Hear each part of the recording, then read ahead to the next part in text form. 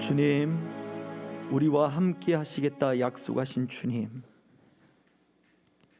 오늘 이 자리에 주님의 임재 속에 우리가 예배하기를 원합니다.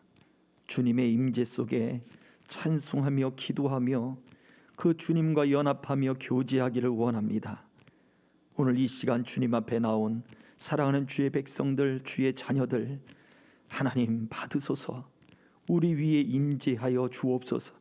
이곳을 주의 보혈로 덮으시고 주의 은혜로 덮으시고 그 손길로 어루만지시며 그 아버지 하나님의 따뜻한 눈길과 그 마음들이 하나님 오늘 예배를 드리는 이 시간 속에 느껴지게 하시고 만져지게 하시고 체험되게 하시며 주님의 충만한 은혜의 역사와 그 사랑들이 우리 안에 가득하도록 우리 위에 은총을 내려 주시옵소서.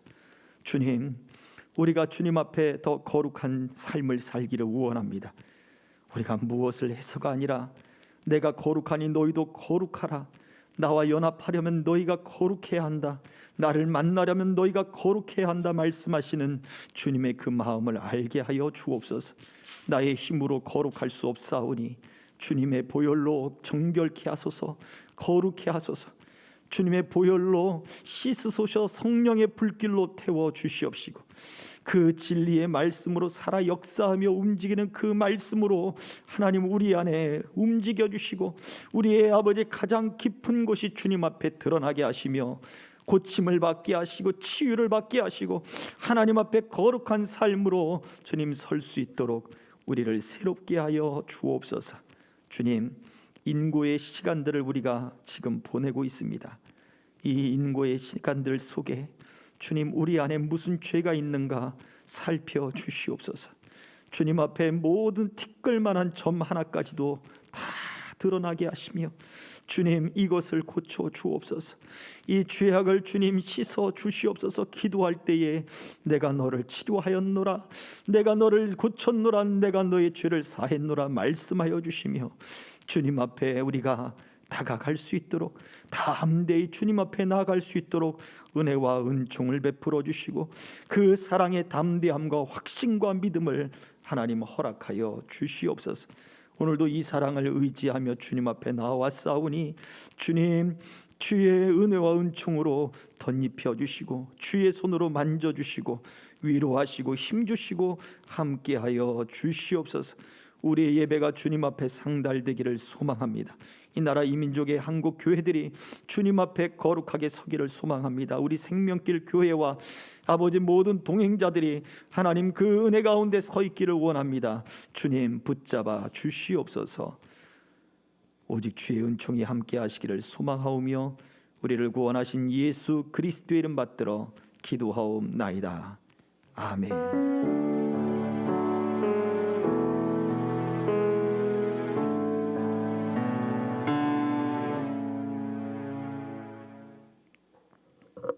하나님의 말씀은 출애굽기 20장입니다.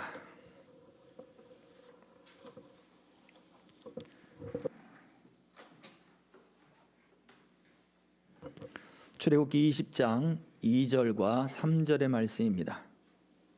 이제 봉독하겠습니다. 나는 너를 애굽 땅 종되었던 집에서 인도하여 낸 네 하나님 여호와이니라. 너는 나 외에는 다른 신들을 내게 두지 말라. 아멘. 오늘 이 본문의 말씀, 특별히 20장 3절부터 시작되는 10계명 제1계명의 말씀입니다.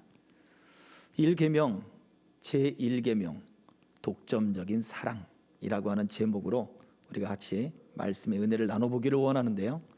이 1계명이 과연 누구를 위한 말씀일까? 누구를 위하여 너는 나 외에는 다른 신들을 내게 두지 말라. 또 다른 번역에서는 너는 내 앞에 다른 신들을 내게 두지 말라라고 말씀을 하셨을까라는 거예요.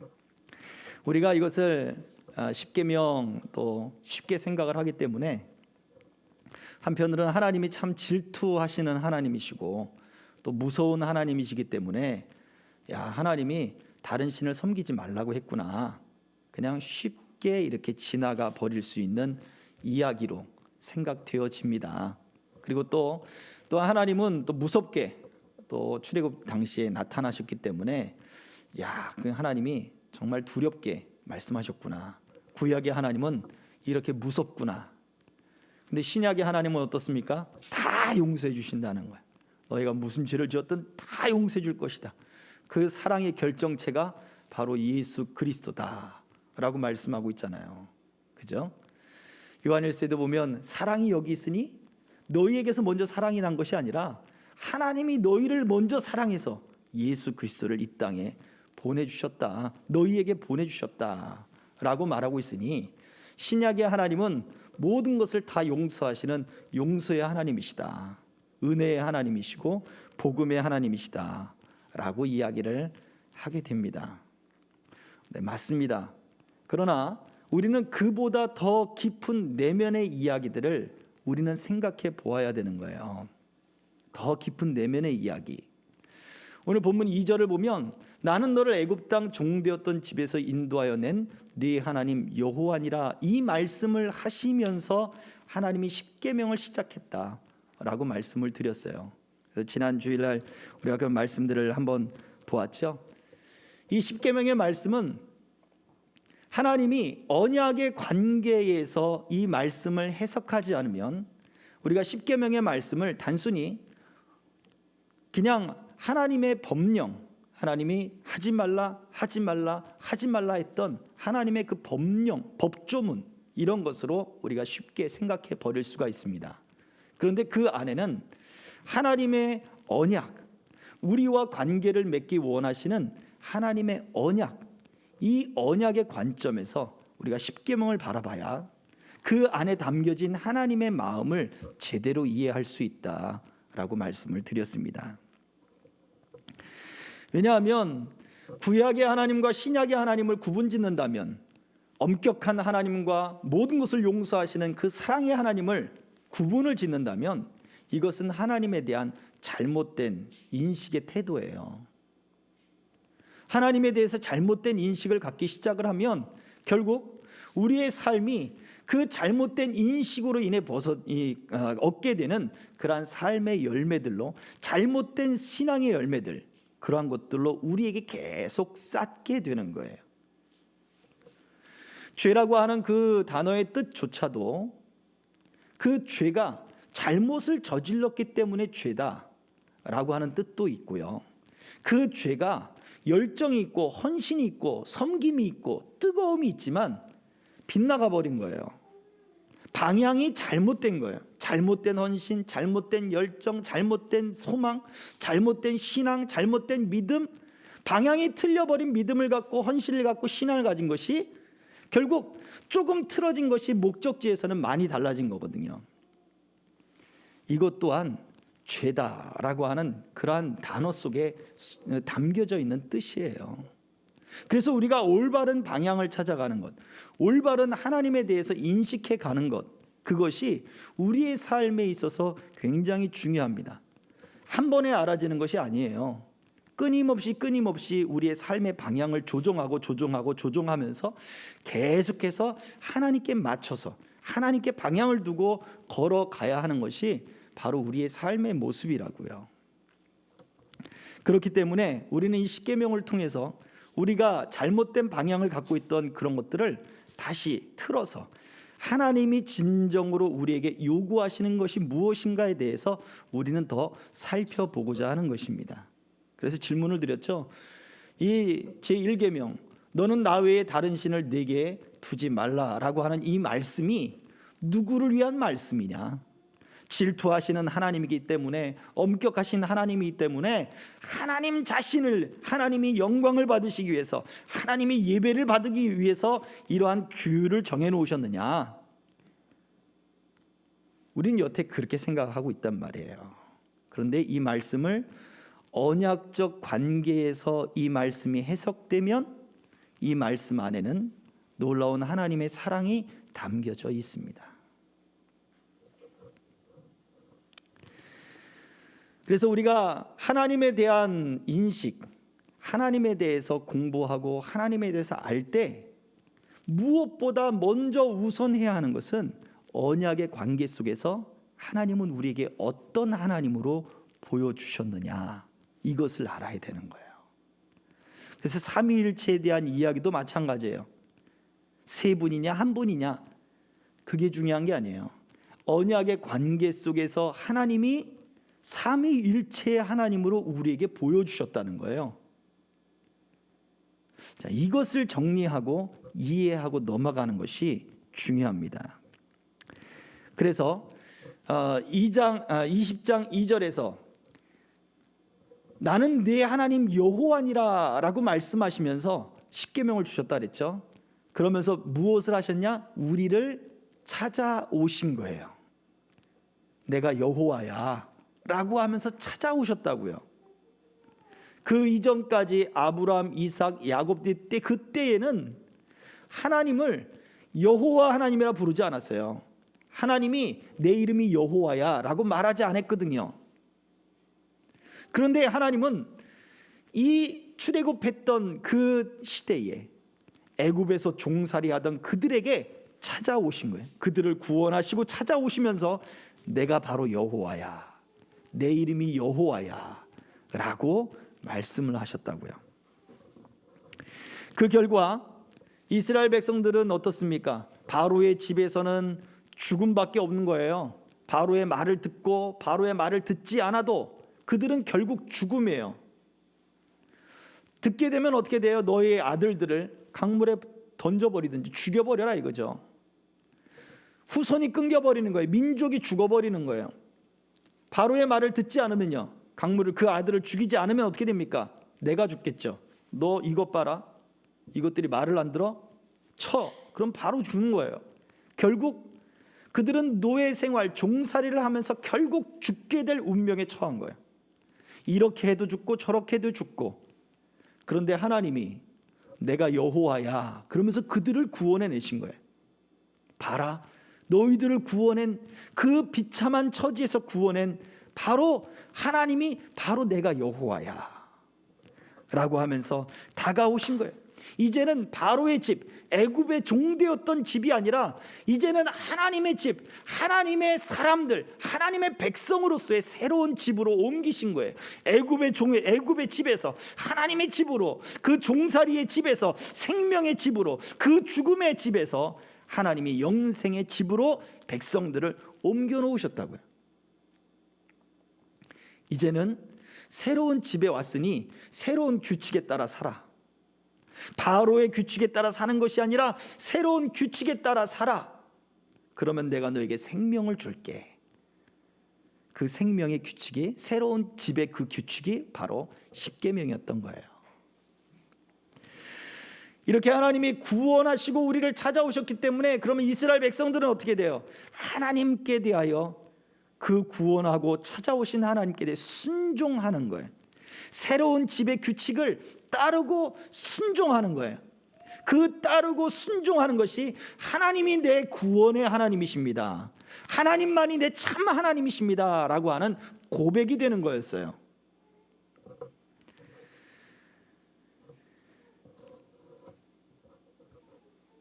죽음의 법에서 생명의 법으로 옮겨놓은 것, 이것이 복음이잖아요. 이것을 감사함으로 받고 내가 이제 하나님의 집에 속했고 하나님의 계명들, 새로운 법들을 감사함으로 받고 그것을 순종하며 나아가는 것, 이게 바로 언약적 관계예요. 하나님은 여호와다 인격으로 다가오셨고 우리는 그 하나님의 법에 순종하며 나가서 같이 만나는 거예요. 이게 언약적 관계라고요. 그래서 하나님이 내 구원자이십니다, 하나님만이 나의 하나님입니다, 이것을 고백하며 사는 것, 그것이 바로 이스라엘 백성들이 보여줘야 할 삶의 모습이었어요. 자, 그렇다면 하나님이 이제 이스라엘 백성들과 언약을 맺으셨습니다. 언약을 맺고 나서 하나님이 내버려 두었다. 이제 내가 너희들을 구원했으니 너희들 한번 마음껏 한번 살아봐라 라고 만약 했다 한다면 이스라엘 백성들에게 그게 좋았을까요? 이스라엘 백성들이 그게 자유를 느꼈을까요? 한번 생각해 볼 수 있지 않을까요? 이스라엘 백성들은 결과적으로 이야기하면 애굽의 종이 되었을 때는 이렇게 해도 죽고 저렇게 해도 죽는다 그랬죠. 마찬가지로 우리가 하나님을 떠나서 살게 될 때, 하나님과 나는 이미 언약적 관계를 맺었으니까 이제는 내 마음대로 살고 싶어. 하나님의 규율도 필요 없고 하나님의 계명도 필요 없고 나는 그냥 내 마음대로 살 거야 라고 말을 한다면 그게 나의 행복일까? 로마서 6장은 이야기를 합니다. 로마서 6장 20절이에요. 제가 읽어보겠습니다. 너희가 죄의 종이 되었을 때에는 의에 대하여 자유로웠느니라. 너희가 그때에 무슨 열매를 얻었느냐? 이제는 너희가 그 일을 부끄러워하나니 이는 그 마지막이 사망임이라. 자, 보세요. 죄의 종일 때 그 열매가 뭐냐라고 묻는 거예요. 죄의 종일 때 열매가 뭐냐? 그 열매는 그 마지막이 사망이다. 애굽에 있던 이스라엘 백성들의 모습과 동일하지 않습니까? 그들의 집이 애굽에 있을 때, 바로의 종이 되었을 때 그들의 종노릇의 품값이 뭐냐고요? 그들이 열심히 수고하고 힘쓰고 애썼던 그 품값, 그들의 삶의 값은 결국 죽음이었어요. 마찬가지로 우리가 하나님을 떠나서 하나님과 언약을 맺었지만 여전히 하나님을 떠나서 다시 죄의 집으로 들어갔을 때, 그때 우리들에게 다가오는 그 노동의 품값, 우리의 수고의 품값은 그 마지막이 결국 죽음이에요. 그래서 하나님은 너희가 나를 떠나서 살지 말아라. 봐라. 나는 너희를 구원한 하나님이야. 너희가 나를 떠나면 너희는 다시 죄의 종이 될 거야. 나와 언약적 관계를 벗어나서 너희들이 다시 나를 떠나서는 죄의 종이 될 것이고 너희들의 품값은 결국 죽음밖에 없어. 그러니 너희는 나 외에 다른 신을 두지 말아라 라고 말하고 있는 거예요. 자, 이 언약적 관계 속에서 10계명, 특별히 제1계명은 그러면 결국 누구를 위한 말씀이에요? 하나님이 영광을 받으시거나 하나님이 예배를 받으시거나 하나님이 찬송을 받으시거나 하나님이 높임을 받기 위해서 정해놓은 법칙이 아니라는 거예요. 결국 우리를 위한 거예요. 우리를 위한 것.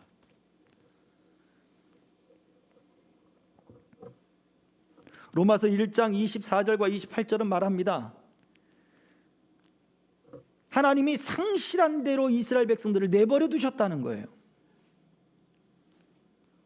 바울 사도가 말했어요. 그 로마에 사는 사람들에게 또는 그 당시에 살던 사람들에게 하나님이 너희를 그 마음에 상실한 대로 내버려 뒀으니 너희에게 자유가 있었는데 너희의 모습은 어떻느냐? 너희 몸에 상당한 보응을 얻었느니라. 로마 시대의 생활 풍습들, 문화들 우리가 익히 들어서 알고 있지 않습니까? 오늘날보다 더 좋지 않으면 더 좋지 않았지? 물론 우리도 알지 못하는 세계가 있을 거예요. 오늘날도 마찬가지일 겁니다. 이미 우리 육체 가운데, 우리 몸 가운데 우리는 상당한 보응을 받고 있는 그 시대에 살고 있어요. 왜요? 하나님을 그냥 상심한 대로 하나님이 그냥 그래? 너 그럼 마음대로 살아봐 했더니 모든 죄악들과 그 다음에 모든 풍기문란한 일들과 그 다음에 모든 질병들이 이미 너희 육체 안에 너희 몸 안에 너희가 받았다라고 말을 할 정도로 그러한 결과들이 사회 속에 등장하더라는 거예요. 하나님을 떠나면 자유롭다고요? 예를 들어서 저기 우리 리우리가 앉아 있습니다. 리우리에게 밖에 나가서 놀 때 어떤 아저씨가 아이스크림 사주면 따라가 라고 말할 사람이 누가 있겠어요? 너 자유야. 말도 잘하잖아요. 말도 잘 듣고 이해도 잘하잖아요. 그러니까 어떤 아저씨가 와서 아이스크림 사준다 그러면 따라가. 그럴 부모가 누가 있어요? 절대 따라가면 안 돼. 큰일 나. 알았지? 모르는 아저씨가 말 시키면 모르는 아저씨랑 말하지 말라 그랬어요. 그렇게 말해? 그러지 않겠어요? 어떤 게 자유예요? 부모 안에 있는 게 진짜 자유잖아요. 우리 아이들이 커갈 때 매를 들었습니다. 매를 맞으면서 화를 내면서 이제 매를 때리기 싫어서 어쨌든 화를 참고 그 다음에 화가 좀 삭인 다음에 제 화가 매를 드는 사람의 화가 삭아야 될 거 아니에요. 화가 삭은 다음에 매를 들었어요. 그런데도 불구하고 아이들은 어리니까 아빠가 매를 드니까 무서운 거예요. 무서워 막 울어요. 당연히 우죠. 아프고 울고 맞아서 울고 뭐 두려워서 울고. 그런데 가만히 혼내다 보니까 그런 생각이 들어요. 내가 얘를 미워해서 혼내는 것으로 생각이 들겠구나. 그래서 설명을 했어요. 네가 미워서 매를 드는 게 아니야. 네가 미워서 혼내는 게 아니야. 네가 내 아들이기 때문에 혼내는 거야. 그 이야기를 해줬어요. 그랬더니 더 펑펑 울어요. 왜 울까요? 아파서 울까요? 아니에요. 아빠의 마음, 부모님의 마음을 아프게 해서 우는 거예요. 그 매가 기억이 안 나요. 물어봤어요. 맞긴 맞은데 맞은 게 기억이 안 난다고. 그치? 그 얘기를 하더라고요. 더 속박을 받는데도 불구하고 거기에서 너는 내 아들이야. 내가 너를 사랑하는 거야. 내가 같이 아파하고 있는 거야. 너를 보호하기 위한 거고 너가 잘 되기 위한 거야. 그 이야기를 들었을 때 내가 너를 사랑한다. 미워하는 게 아니야. 라는 이야기를 들었을 때 부모의 마음을 아프게 했다고 하는 것이 더 크게 느껴지니까 더 펑펑 우는 거예요. 건전한 진정한 소속감은 거기에서 자유를 얻어요. 진정한 자유를 얻는 거예요. 근데 만약 혼내키다가 그래 너도 이제 다 컸으니 너도 이제 알 만큼 알았으니 다른 부모한테 찾아가 라고 말을 한다고 해보세요. 아니 진짜 괜찮아. 다른 부모한테 가. 돈 많은 부모한테 가. 나를 좀 자녀 삼아달라고 가서 말을 해. 라고 이야기를 한다고 생각을 해보세요. 그 아이가 어떤 마음이 들겠어요? 이제 부모가 나를 버렸구나. 이제 아빠가 엄마가 굉장히 상심이 커서 이제 나를 버리려고 하는구나. 그런 마음이 들지 않겠어요? 불안해합니다. 그리고 이제 안 때려. 이제 끝. 이제 가. 계속 불안해하는 거예요. 계속 초조해하고 계속 당황해하고 계속 부모의 눈치를 볼 거예요. 그렇지 않아요? 그건 진정한 자유가 아니에요. 그게 더 불안한 거고 그게 더 속상한 거고 그게 더 아픈 거예요. 그러나 매를 맞더라도 하나님의 사랑을 완전히 느낀다면 오히려 하나님의 그 말씀들이 나를 속박하는 것이 아니라 뭐가 돼요? 하나님의 사랑이 되는 거예요. 나를 자유케 하고 나를 보호하고 나를 온전하게 하는 것이 되는 거예요. 그러니 이 십계명의 말씀들, 하나님의 말씀들이 언약의 관계를 빼놓고서 설명할 수가 없는 거예요. 하나님의 이 언약적인 이 사랑의 관계를 빼놓고서는 이것이 설명이 안 돼요. 그냥 딱딱한 법조문이 되는 거고 고리따분한 옛날 구약 시대의 그런 유물이 되는 거예요. 그러나 하나님이 우리에게 다가오시고 그리고 내가 하나님께 나아가고 이러한 사랑의 관계, 이러한 언약의 관계 속에 이 말씀을 들여다보면 이 말씀은 하나님을 위한 것이 아니라 진정한 나의 생명을 위해서 주신 말씀이구나.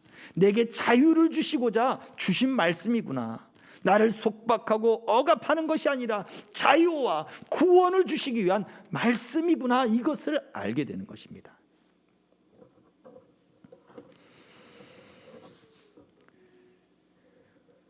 부모와 자식뿐만 아니라 사랑하는 연인들이 교제하고 서로 사랑을 나눌 때도 이 관계가 성립이 될 수 있죠. 한 사람과만 사랑하지 않습니까? 서로 연인이 된다는 것은 그 사랑은 한 사람과의 독점적인 사랑이에요. 만약 내가 이 사람을 사랑한다고 했는데 저 사람도 사랑한다고 말해보세요. 미친 거 아니야? 그러지 않습니까? 그 관계는 깨져버리는 거예요. 마찬가지입니다. 하나님의 사랑은, 우리와 하나님의 이 언약적인 사랑의 관계는 바로 그렇게 독점적인 거예요. 이것은 억압이나 속박이나 구속이 아닙니다. 하나님의 언약 안에서의 그러한 관계요, 그러한 하나님의 사랑입니다. 그러므로 우리는 이 관계 속에서 구원과 자유를 배워야 되고, 이것이 바로 제1계명, 첫 번째 계명에서 우리가 알아야 할 중요한 요지예요. 근데 이 말씀 속에 너는 나 외에 다른 신을 네게 두지 말지니라, 내 앞에서 다른 신을 두지 말아라, 우상 숭배하지 말아라 라고 이야기를 하시는데, 이러한 우상 숭배의 문제, 다른 신을 내게 둔다, 하나님 앞에 다른 신을 둔다, 첫 번째 의미는 하나님 말고 다른 신을 섬기는 거겠죠. 네게 다른 신을 두지 말라라고 했다면, 우리가 하나님을 믿을 것이냐 아니면 다른 신을 믿을 것이냐라고 하는 핍박이 사실은 우리 한국 교회 역사 속에도 짧지 않은 시간 속에 바로 얼마 전까지도 계속 있었잖아요. 하나님을 믿을 거냐? 아니면 하나님을 포기하고 다른 신을 섬길 거냐? 그것이 신이 될 수도 있고 어떤 사상이 될 수도 있고 그렇습니다. 일제시대 때는 신사참배가 됐고 6.25 전쟁 때는 공산주의가 됐죠. 사상이 됐죠. 그래서 핍박을 당했단 말이에요. 오늘날이든 교회냐 나냐 그러지 않습니까? 근데 이 시대가 이미 지나갔어요. 이러한 시대들은 지나가요. 하나님을 믿지 않고 그걸 포기하고 이것을 믿으라라면 사람들이 야 나도 이제 하나님이 인정해 줄 만한 순교의 삶을 사는구나. 힘들고 어렵고 눈물 나고 속상하지만 기뻐요. 사람들이 좋아합니다. 당신이 당해보지 않아서 그래 뭐 그렇게 저한테 얘기할 줄 몰라도 제가 봤던 분들이 대부분 그래요. 정말 힘들어 하시는데도 불구하고 기뻐했어요. 그 안에 소망이 있고 즐거움이 있었다는 얘기예요. 그것 때문에 이겨나가시더라고요. 그런데 사단의 교묘함은 하나님 대신에 다른 것을 섬기라고 말하지 않고 하나님도 섬기면서 다른 것도 섬기라고 이야기를 하는 거예요. 그래서 여러분이 가지고 있는 성경을 보면 출애굽기 20장 3절에 너는 나 외에 하는 말에 숫자 1이 적혀 있고 성경 밑에 각주에 보면 내 앞에라고 하는 말이 있어요. 내 앞에 다른 신을 네게 두지 말라라고 하는 이야기는 하나님도 섬기면서 다른 신도 같이 나란히 두 존재를 함께 섬긴다는 거예요. 하나님을 버리고 나를 버리고 떠나가지 마라고 하는 말씀도 되지만 나 말고 나란히 다른 것을 함께 두지 말아라 라고 하는 거예요. 그래서 구약시대에서는 하나님이 이것들을 두 종자를 섞어 뿌리지 말아라 라고 하는 말씀 속에서 그들의 삶을 통해 보여주셨죠. 하나님과 다른 존재를 함께 나란히 두는 것, 너희 그렇게 삶을 살지 말아라 하고 삶의 모습들을 보여주셨어요.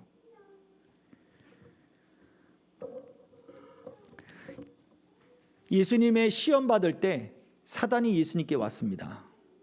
그리고서는 천하만국을 보여주었다고 그랬죠. 높은 곳에 데리고 와서 세상을 딱 보여줬습니다.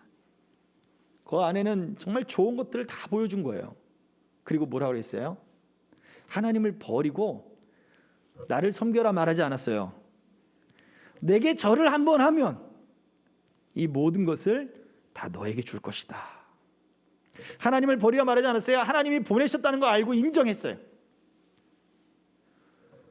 그래, 그거 괜찮아. 그거 괜찮아. 그 여전히 해. 여전히 하고 내가 세상에 이러한 것들을 다 줄 테니까 내게 절을 해. 그 이야기는 뭐예요? 종교적 구원에 관한 그러한 구원은 교회 가서 받고 현실적인 유익과 이익은 나를 통해 받아 라고 말을 하는 거예요. 우리의 삶이 그러지 않습니까? 우리는 사실은 이게 어쩌면 더 크게 우리에게 작용할지 몰라요. 구원과 은혜와 위로와 평안과 축복은 하나님께 받고 교회에서 받고 현실로 돌아와서 경제적인 이익과 부요와 그 다음에 어떤 그런 풍요로움은 내게서 받아라 라고 하는 말인 거예요. 사단이 그렇게 예수님께 유혹을 했습니다. 예수님만 그런가요? 예수님조차도 그렇게 유혹하는데 우리는 더 어떻게 했냐 이거예요. 우리에게도 마찬가지입니다. 현실적인 이익을 얻기 위해서는 그렇게 믿으면 안 돼. 그건 너무 고리따분하잖아. 그렇게 사단이 우리들에게 다가오는 거예요. 아합 시대에는 어땠습니까? 아합 시대에 열왕기상 18장 21절에 엘리사 선지자가 이야기했습니다. 엘리야 선지자가 이야기했습니다. 한번 띄워줘 볼까요? 열왕기상 18장 21절. 엘리야가 모든 백성에게 가까이 나아가 이르되 너희가 어느 때까지 둘 사이에서 머뭇머뭇하려느냐. 하나님과 바알 사이에서 머뭇머뭇하는 거예요. 너희가 만일 여호와가 만일 하나님이면 그를 따르라. 선택하라는 거죠. 바알이 하나님이면 그를 따르라. 선택하라는 거예요. 하나님과 바알을 동시에 둘 수 없는 거예요.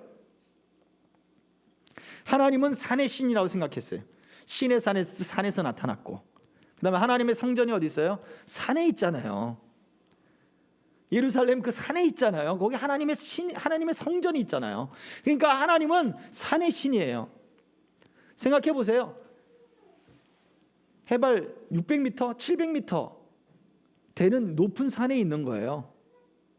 거기에 하나님의 성전이 있고 하나님의 도성이 있어요. 그러면 밀과 보리가 자라는 그 평지들은요, 거기에는 바알이 다스리고 있는 거예요. 천둥과 비를 내리는 신 바알. 밀과 보리는 평지에서 기르거든요. 대부분 그 밭이 평지에 있어요. 그런데 밀과 보리가 자랄 때 그것이 충분히 있고 그것을 농사짓기 위해서 때를 따라 비가 내려야 되는데 결국 그 비를 주관하는 게 바알이라고 얘기하거든요. 그런데 밀과 보리만이 문제가 아니라 그 밀을 추수하고 보리를 추수하는 그때에 마지막에 또 그 시기에 뭐가 있냐면 늦은 비가 내리는데 그 시기에 올리브꽃이 펴요. 그 일주일 상간 안으로 올리브꽃이 떨어져 버리면, 수정되지 않고 떨어져 버리면 한 해 농사가 망쳐져 버리는 거예요. 농사가 망쳐져 버린다고요? 그냥 밀과 보리와 올리브 그걸로 끝, 이게 아니라 1년 농사가 망치는 거예요. 물이 없어서 기근이 아니라 제때의 열매가 맺히지 못해서 기근이 돼버리는 거예요. 그 땅이 참 재밌어요. 그러니 하나님께도 예배하고 엄격하신 하나님께 예배해서 하나님을 달래드리고 그 다음에 어떻게? 천둥과 비를 내리는 이 바알도 달래주고, 엄격한 그 하나님의 제사는 너무나 까다로워요. 너무나 까다로워요. 거룩하라 그랬으니까 굉장히 자기들이 하고 싶은 거 하지 못하는 것들이 많아요. 근데 바알을 어때요? 거기에는 즐길 거리가 많은, 볼거리가 많은 거예요. 바알의 제사장들은 피를 흘리고 칼로 자기 몸을 상해하고 그런 게 있지만 그 제사에 참여하는 사람들은 그런 게 없잖아요. 거기에 가면 그냥 즐기는 거예요. 풍기물란한 그런 삶들이 거기 있어요. 제사장들과 그냥 남자고 여자고 할 것 없이 그러한 문화들이 그 속에 있어요. 그러니 하나님의 신은 그 하나님 엄격한 하나님은 달래드리고 거기서 꼭 참고 있다가 바알로 가서는 즐기고 쾌락을. 그러니 하나님도 바알도 함께 두고 있는 이스라엘 백성들의 삶의 모습이 보여지는 거죠. 우리는 어떻습니까? 우리가 예배를 드리고 한 주간의 삶을 살면서 우리는 어떠한 즐거움들이 우리 안에 어떠한 즐거움들이 차 있습니까? 무엇을 추구하고 있을까요? 엘리야 선지자는 외치는 거예요. 하나님이면, 여호와가 하나님이면 하나님을 섬겨라. 바알이 하나님이면 그 바알을 섬겨라. 선택해라. 둘을 동시에 나란히 둘 수 없다라고 말해 줍니다. 언약이라고 하는 것은 독점적 관계이기 때문에 그래요. 다른 존재가 끼어들 수가 없어요. 그러면 그 언약은 깨어지는 거예요. 결혼이 그렇지 않습니까? 다른 남자가 끼어들고 다른 여자가 끼어들었으면 언약이 깨진 거예요. 결혼이 깨진 거예요. 그걸 더 이상 언약적 관계라고 말하지 않아요. 오늘날 세상에는 간음죄라고 하는 죄가 법정적으로는 성립되지 않습니다. 그냥 손해예요. 손해. 예전에는 형사처벌을 받았지만 지금은 그 간음죄가 손해라서 민사받게 되지를 않아요. 손해배상받게 되지를 않아요. 그러나 하나님이 보실 때 언약을 깬 엄청난 죄가 되는 거예요. 세상에 흘러가는 그러한 어떤 풍요가 하나님의 언약을 덮을 수는 없습니다. 세상에서는 그것이 손해라고 이야기하지만 하나님을 보실 때 언약을 깨뜨린 엄청난 죄악이에요. 또 한 가지 예를 들자면 부자 청년이 있습니다. 예수님께 찾아왔죠. 내가 어릴 때부터 하나님의 말씀을 다 따랐습니다. 이제 내가 무엇을 해야 영생을 얻겠습니까? 라고 질문을 했어요. 예수님 뭐라고 대답하셨습니까? 내게 한 가지 부족한 것이 있으니 내 소유를 가난한 자들에게 나눠주고 나를 따르라 라고 말씀하셨어요. 그러자 그 부자 청년이 근심하며 돌아갔습니다. 영생에 대한 갈급함이 있었어요. 그래서 5계명부터 10계명까지 그 말씀들을 내가 다 따랐습니다 라고 말을 했단 말이에요. 그는 부자였고 관원이었고 젊은데도 불구하고 부자였고 높은 지위에도 올랐어요. 그런데 불구하고 그의 마음 가운데는 하나님을 따르고자 하는 그런 마음과 더불어 물질에 대한 마음이 같이 공존했던 거예요. 그래서 근심하고 떠나가 버린 거예요. 예수님은 그 마음 가운데 5계명부터 10계명까지 그렇게 어릴 때부터 지켰던 그 사람의 마음 가운데 있던 고쳐야 할 것을 드러낸 거예요. 너에게는 한 가지가 문제다. 근데 그것이 근본적인 문제다. 무엇이 문제예요? 하나님과 재물을 겸하여 같이 위치에 놓아 버린 것입니다.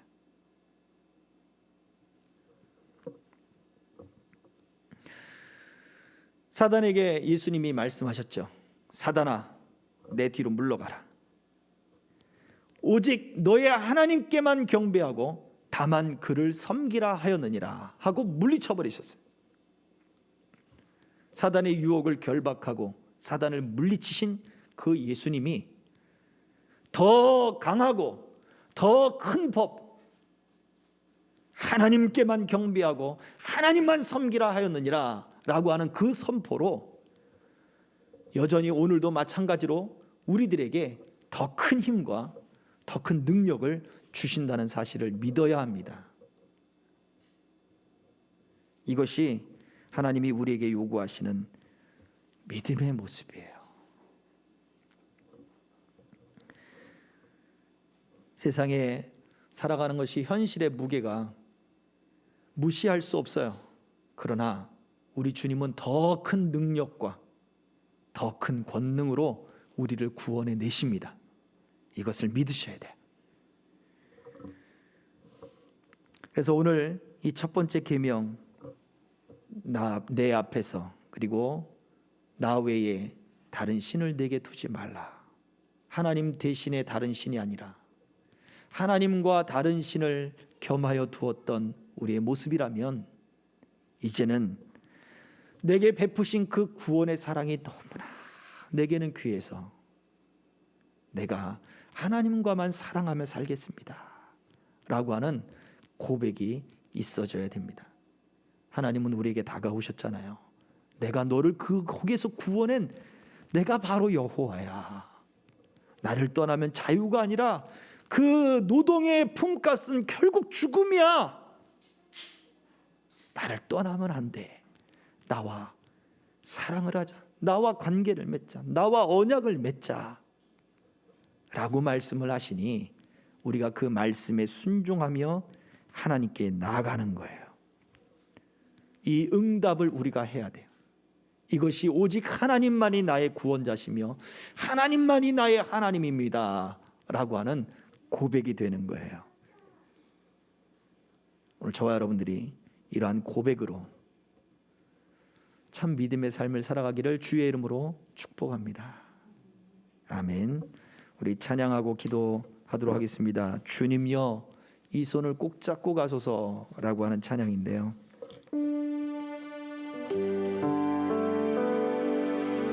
인생의 짐들이 그리고 우리가 또 마주해야 될 현실이라고 하는 문제가 참 큽니다. 더욱이 코로나 시대다 보니 더 느끼는 무게감이라고 하는 것은 이루 말할 수 없어요. 그렇지만 그때 하나님이 우리 손을 붙잡아 주심을 우리가 늘 기억하고 생각한다면 사단의 유혹보다 더 크시고 더 능력이 많으신 예수님이 그 사단의 유혹을 물리치듯 우리를 또한 구원해 주시고 우리가 이기도록 우리들에게 더 풍성한 사랑을 주실 줄로 믿습니다. 이 찬양으로 함께 고백하고 같이 기도하도록 하겠습니다.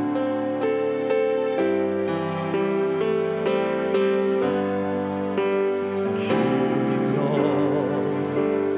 이 손을 꼭 잡고 가소서. 약하고 피곤한 이 몸을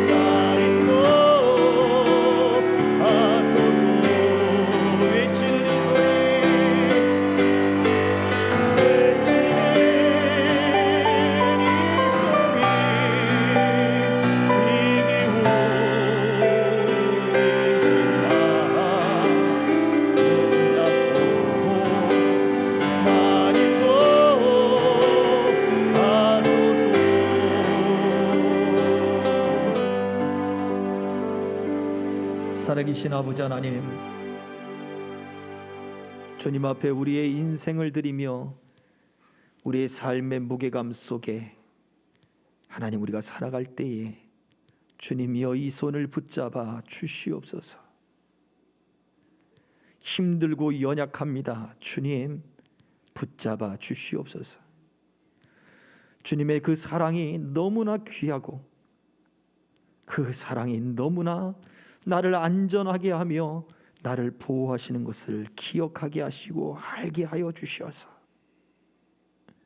그 사랑 안에 거하게 하옵소서. 다른 사랑을 내게 같이 두지 않게 하시고 인생의 무거움과 삶의 현실을 하나님 그것이 무겁다 할지라도 그것이 두렵고 그것이 아프고 고생하게 하고 눈물 나게 한다 할지라도 더 큰 주의 사랑과 더 큰 주의 능력과 더 큰 주의 은혜가 내 안에 기억되게 하시고 일어나게 하시고 채워지게 하시고 풍성하게 하여 주시어서 흔들리지 않게 하옵소서. 우리의 사랑은 온전히 주님의 것입니다. 내가 하나님과의 그 사랑의 언약 가운데서 흔들림이 없게 하여 주시옵소서. 우리 사랑하는 성도들, 영상으로 예배하는 모든 이들, 하나님 이 사랑 가운데 승리하는 삶을 살게 하시고 그 사랑을 고백하며 살게 하여 주옵소서. 주시기를 소망하오며 우리를 구원하신 예수 그리스도의 이름 받들어 기도하옵나이다. 아멘. 지금은 우리 생명 되시며 구원자 되신 예수 그리스도의 은혜와 말씀으로 우리 가운데 그 무한하신 사랑을 베푸시는 아버지 하나님의 사랑과 그 사랑 안으로 우리를 이끄시며 우리를 위하여 친히 탄식하며 기도하시는 성령님의 교통하심이 하나님만을 사랑하며 오직 하나님께 그 사랑을 드리고 고백하는 삶으로 날마다 살기를 소망하는 남녀 종들 머리 위에 저들의 자녀와 가정 위에 직장과 생업 위에 이 나라 이 민족 위에 우리 교회 위에 선교사님들 위에 이제로부터 영원토록 항상 함께 있을지어다. 아멘.